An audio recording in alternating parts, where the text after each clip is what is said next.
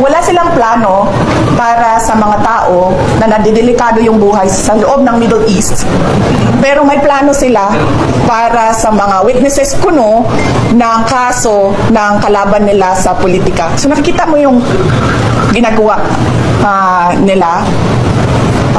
At parang bang sa kanila, intellectually challenged tayong lahat na parang hindi natin naiintindihan kung ano yung totoong nangyayari. So, isa yan. May pera ka, meron ka palang airplane para mag-haul ng witnesses papunta sa The Hague, pero wala kang pera, wala kang airplane, at wala kang plano para mag-haul ng mga Pilipino galing sa Middle East. At isa pa dyan, as a sovereign country who already withdrew from the ICC, we are not obliged to cooperate with the ICC. Ito yung isa din sa mga example na nakikita nyo na hallmark ng administrasyon. Meron silang sinasabi ngayon, tapos iba yung gagawin nila, and parang sinasabi nilang, parang doon sa part na nagsinungaling sila, ay hindi nila